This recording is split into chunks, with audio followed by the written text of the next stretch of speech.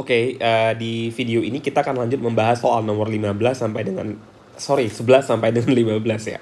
Nah, pastikan kamu udah menjawab dulu soal yang ada di description video, itu ada linknya aku tautin di sana. Silahkan dijawab ya, atau untuk melihat soalnya juga, karena di video ini di sini aku nggak nunjukin soalnya lagi ya, jadi langsung pembahasannya. Baik, kita lanjut ke soal nomor 11 sampai 15. Nah, sebelumnya di video lain kamu bisa cek untuk soal yang nomor sebelumnya ya. Nah, nomor 11 ini topiknya adalah asam basa Bronsted-Lowry. Nah, asam basa Bronsted-Lowry, kalau masih ingat ya, di sini kita sedang, jadi untuk asam basa Bronsted-Lowry, di sini kita punya dua istilah ya. Yang pertama untuk asam, kemudian untuk basa. Nah, kalau asam dalam Bronsted-Lowry itu tugasnya adalah donor proton. Ya, donor proton. Kalau dia mendonor proton, maka otomatis dia sedang kelebihan proton gitu ya. Kelebihan proton. Jadi otomatis dia nanti akan disimbolkan dengan apa namanya positif begitu ya. Nah, sedangkan kalau untuk basa, dia tugasnya atau perannya adalah absektor proton. Nah, berarti di sini dia sedang kekurangan ya, kekurangan proton, sehingga tugasnya akan menerima, simbolnya negatif. Nah, ini yang harus dipahami, proton di sini perannya dimainkan oleh H+ atau ion hidrogen. Jadi khusus ion hidrogen yang diperankan di sini. Nah, untuk soal yang ada di pilihan jawaban bisa teman-teman lihat gitu ya. Jadi nomor mana aja yang kira-kira benar menurut reaksi asam Bronsted-Lowry. Jadi kalau misalnya yang satu itu perhatikan, di situ ada C, kemudian ada CO, CH3, kemudian ada O, kemudian ada muatan negatif di sini ya. Kemudian ditambah sama CH3, kemudian NH3. Di sini ada muatan positif ya. Oh, muatan positifnya, adanya di sebelah N ya. Di sini. Oke. Kemudian setimbang gitu ya. Nah, jadi ingat kalau Bronsted-Lowry itu reaksinya selalu bolak-balik, jadi reversible ya. Jadi CO, kemudian CH3, kemudian di sini OH, kemudian ditambah sama CH3 NH2. Nah, perhatikan di bagian yang tadinya kekurangan proton atau kelebihan proton. Negatif artinya kekurangan proton. Lihat di kanan, sekarang sudah ada penambahan H. Ya, berarti telah terjadi proses akseptor atau penerimaan hidrogen. Nah, berarti kalau gitu COOH ini COO- ini berperan sebagai apa? Berperannya sebagai asam atau sebagai basa kalau begitu? Iya, berarti perannya sebagai basa ya.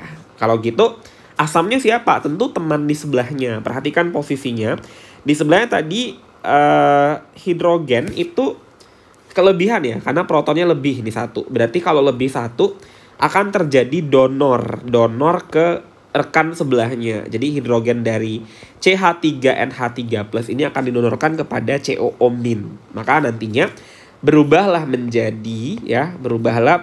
CHNH3 itu menjadi CH3NH2. Jadi yang tadinya ada NH3 sekarang hanya ada 2, maka sudah kehilangan proton. Kalau gitu dia mendonor, benar itu buktinya. Maka dia disebutnya sebagai asam, maka nomor 1 itu benar. Oke? Lanjut, kita bahas yang nomor 2. Nah, nomor 2 apakah benar juga? bentar. Nomor 2 apakah benar? Kita cek. Nomor 2 reaksinya adalah AlCl3, kemudian ditambah sama Cl-. Nah, kemudian perhatikan di sini hasilnya AlCl4-.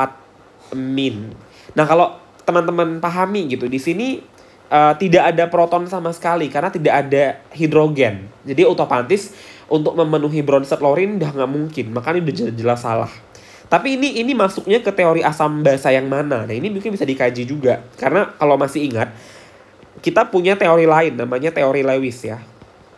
Teori asam basa Lewis. Nah, ini juga kita punya teori ini sebenarnya yang juga tidak kalah pentingnya untuk dipelajari dalam teori asam basa. Nah, kalau Lewis itu dia menyebutkan bahwa yang berperan sebagai asam Lewis itu adalah spesies yang tidak punya elektron bebas. Berarti tidak punya pasangan elektron bebas. Atau dia punya orbital yang kosong. Jadi orbitalnya itu kosong karena tidak ada yang bebas. Atau dia sudah melepas elektron. Jadi otomatis dia juga bisa disebutnya yang melepas elektron gitu ya, melepas elektron. Jadi udah kosong orbital di kulit terakhirnya. Jadi orbital kosong itu di kulit terakhir ya, di subkulit terakhir. Kemudian kebalikan, kalau yang disebut sebagai basa Lewis itu spesies yang punya pasangan elektron bebas. Itu disebutnya sebagai basa Lewis. Nah, perhatikan AlCl3 ini dibentuknya, prosesnya adalah kalau kita ionisasi AlCl3 itu adalah Al3 plus dan 3Cl min. Berarti Al ketika dia membentuk Al3 plus, jadi otomatis dia sudah melepas berapa elektron? Ya, dia sudah melepas, dia sudah melakukan pelepasan 3 elektron. Jadi dia sudah melepas 3 elektron. Itu artinya di orbital terakhir itu sudah kosong. Jadi di subkulit terakhir itu sudah kosong elektronnya. Jadi dia sudah tidak punya elektron lagi. Sehingga perannya Al3 plus di sini ya, Al3 plus di dalam Al ini itu sehingga menjadikan AlCl3 itu sebagai asam Lewis. Nah, itu dia bukan asam Bronsted-Lowry. Kalau begitu, Cl-nya perannya sebagai apa? Cl- ini. Nah, Cl- di sini dia memiliki elektron. Kalau ingat, Cl itu kan sebenarnya elektronnya Kalau Cl saja kan 17, berarti 287. Ini elektron valensinya kan.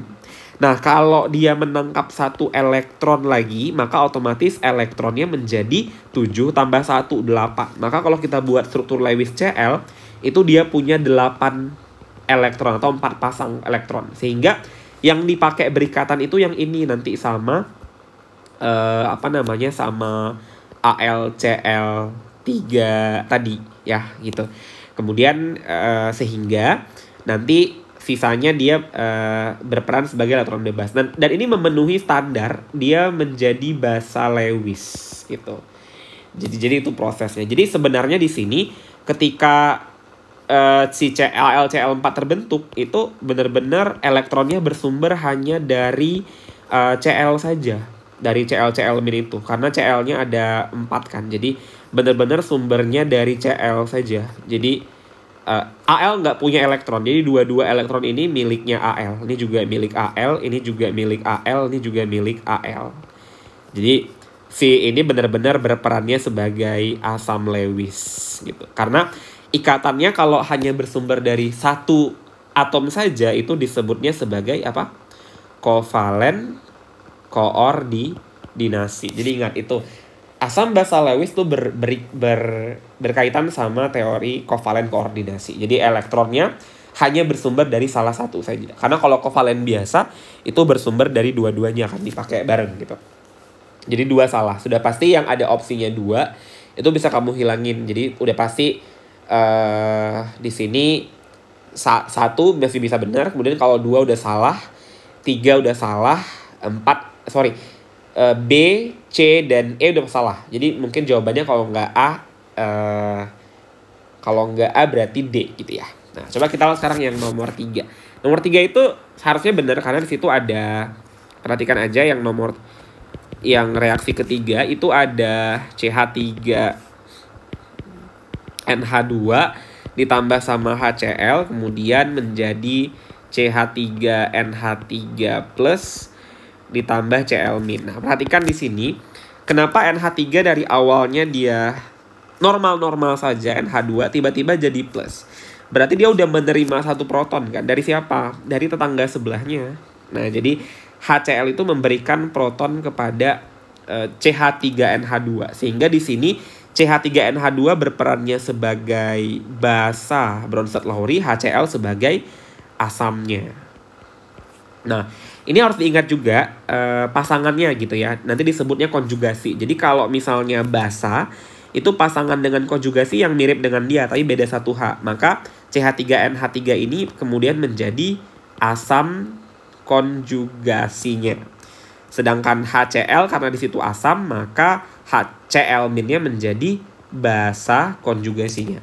Gitu ya. Untuk yang tadi juga sama, berarti kalau CH3COOH itu adalah, ini kan basa, berarti ini asam konjugasi, ini asam, ini basa konjugasinya. Gitu ya. Oke. 3 benar juga, berarti A bisa, D masih bisa. Nah kita cek yang 4 sekarang. Nah kita cek yang nomor 4, reaksi yang nomor 4, apakah ini juga Bronsted-Lowry. Itu ada CH3 min ya, kemudian ditambah sama Li plus, ditambah sama H2O, setimbang menjadi CH4 ditambah Li plus, ditambah OH min. Nah ini menarik ya. Perhatikan posisinya, CH3 di kiri, awalnya di sini dia negatif, berarti dia kekurangan proton ibaratnya. Jadi dia masih bisa nerima. Tiba-tiba di kanan jadi CH4, berarti udah nerima dong, karena sudah tadinya min jadi gak min lagi. Jadi protonnya nambah dari 3, dari tadinya 3 jadi 4 sekarang. Berarti udah bener ya, udah prosesnya menerima. Tapi dia berarti jadi basa kan secara Bronsted-Lowry gitu ya. Tapi yang ngasihnya siapa gitu? Coba perhatikan, Li nggak mungkin, karena Li bukan proton. Dan dia juga masih ada di kiri kanan. Ya, masih ada di kiri kanan, jadi bukan Li pastinya. So, lihat H2O. Nah, H2O itu di kiri dia protonnya 2 kan. Di sini protonnya ada 2 si Li di awal. Di kanan tuh ada OH kan. Nah, bentar. Di kanan tuh ada OH.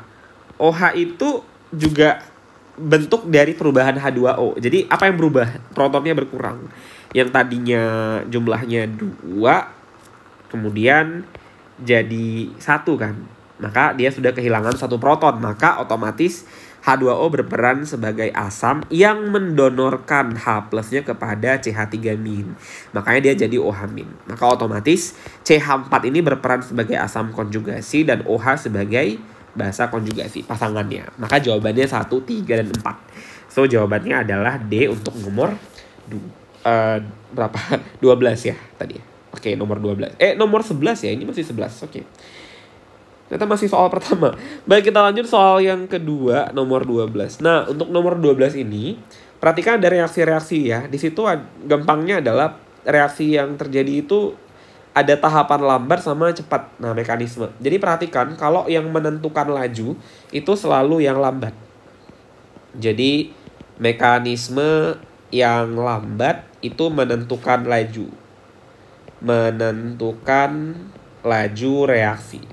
Sehingga ini yang menjadi penentu ya, penentu hukum laju reaksi.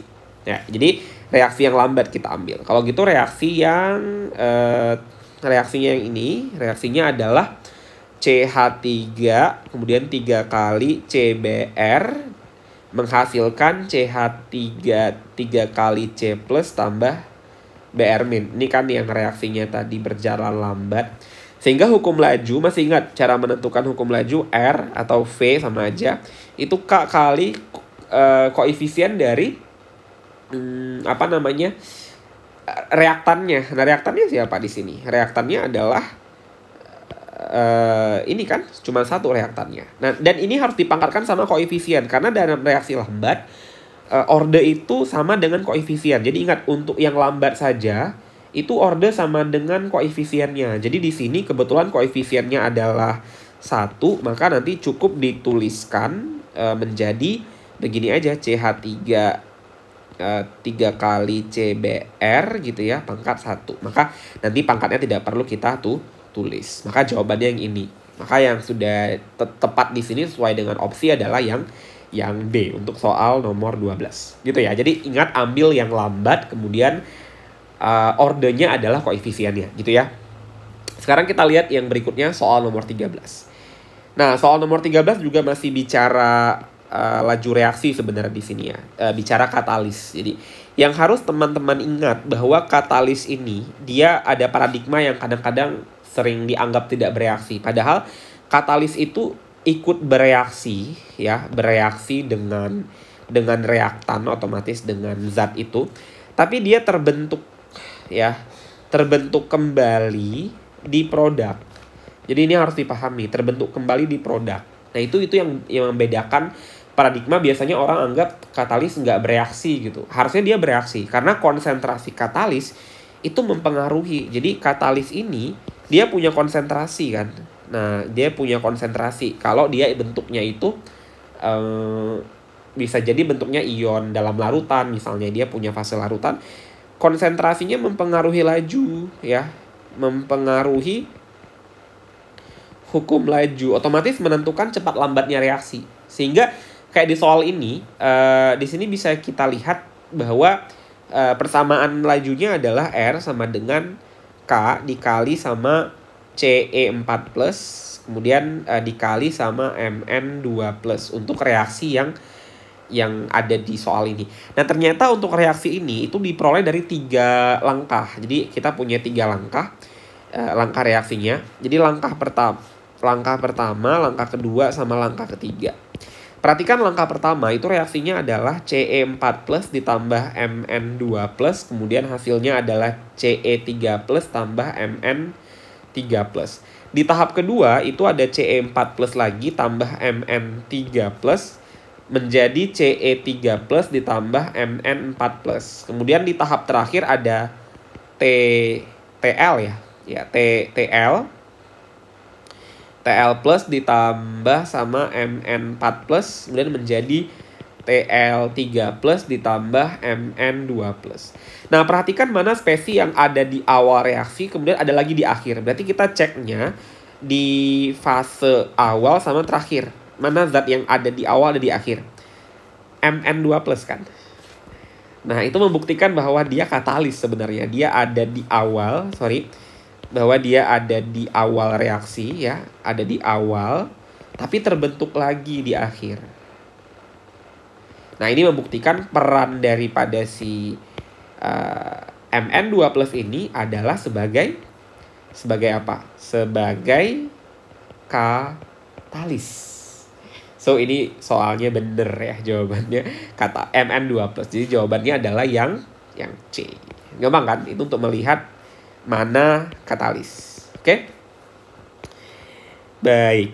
Kita lanjut soal berikutnya nomor 14. Nah, soal nomor 14 ini bercerita tentang apa nih? 14.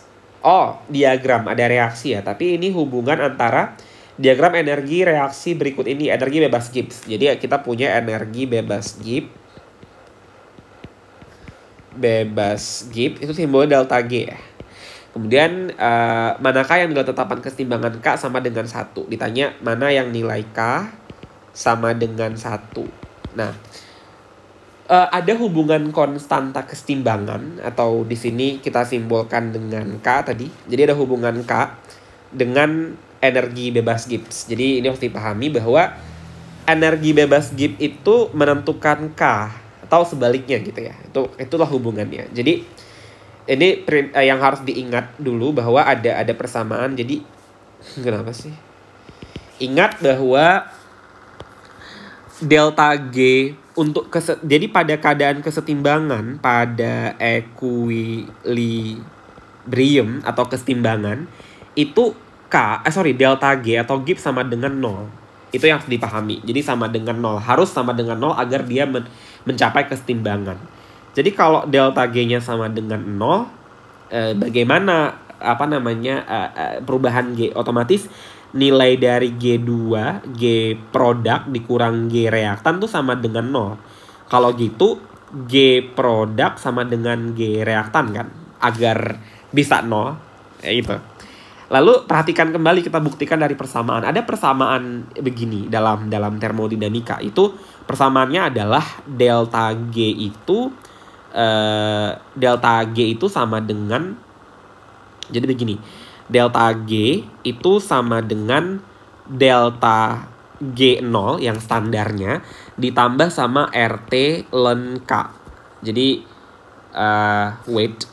ln K gitu ya. Nah kalau kondisinya tadi pada kesetimbangan Jadi pada saat equilibrium kan delta G-nya sama dengan 0. Maka otomatis masukkan nilai 0 ini ke dalam persamaan ini. Maka otomatis jadinya 0 sama dengan delta G standar ditambah RT ln K. Makanya ada persamaan begini akhirnya. Ini kan bisa dipindahkan ke kiri. Jadinya jadinya delta G itu sama dengan ya bawa ke kiri jadinya kan negatif. Negatif delta G0 sama dengan RT ln K. Cuman delta G0 kita jadiin positif aja sehingga kita kalikan min 1, maka jadinya nanti delta G-nya positif, RT-nya yang jadi negatif gitu. Nah, agar nilai K-nya 1, tadi kan di soal dibilang K-nya harus 1. Berarti K-nya sama dengan 1. Kita ganti, berarti delta G0 sama dengan min RT ln 1. Nah, ln 1 itu adalah 0. Jadi otomatis delta G0 sama dengan min RT kali 0. Maka jadinya tetap 0 kan. Delta G0-nya kemudian jadi 0 juga. Makanya di soal ini kan ada 3 gambar reaksi tuh. Perhatikan aja mana yang kira-kira delta G-nya akan 0. Nah itu membuktikan bahwa nilai K-nya 1. So, teman-teman bisa lihat dari grafiknya. Jadi kalau misalnya grafik yang pertama, grafik yang pertama, itu di situ kita lihat ini G ya. Ini G, ini koordinatnya. Perhatikan R-nya tuh lebih rendah ya daripada produk. Ini R, ini produk. Maka otomatis di sini tidak mungkin 0 karena delta G-nya nggak sama, G-nya nggak sama. Kemudian kalau yang kedua, perhatikan yang kedua itu persis sama ya, ini G-nya. P dan R-nya tuh sama. R itu produk, P-nya reaktan. Ini R, ini P. Sama. Kalau sama, maka delta G-nya udah pasti 0. Maka jawabannya adalah yang nomor 2. Kalau yang 3 juga enggak. Jadi jawabannya hanya 2 saja. So, jawabannya adalah B untuk soal nomor 14 ini. Bisa dipahami ya? Kita lanjut berikutnya ya, 14 tadi, sekarang 15 berarti ya. Kita bahas yang nomor 15. Nomor terakhir di video ini, sejumlah arus yang sama dialirkan melalui KCl, cair. Nah, jadi KCl cair berarti KCl fasenya adalah liquid, kemudian kita punya Al2O3 juga fasenya liquid cair katanya. Dalam sel yang mengandung KCl. Nah, ini kalau ngomongin arus ada sel, berarti di sini kita lagi bicara apa? Elektrolisis ya. Elektrolisis. Kenapa? Karena ada larutannya. Elektrolit ini kan elektrolit kan. Nah, elektrolit karena bisa jadi ion-ion. Oke, dalam sel yang mengandung KCl dihasilkan 7,8 gram kalium. Berapakah berat Al yang dihasilkan? Oke. Ini ada hubungan elektron ya. Jadi perhatikan dulu bahwa di dalam proses elektrolisis yang pertama, di sini kita untuk KCl dulu. KCl yang fasenya liquid. Perhatikan kalau KCl fasenya liquid itu dalam larutan, kalau dia meleleh, dia menjadi K+, kan lelehan ya. Fasenya aqueous, kemudian ditambah sama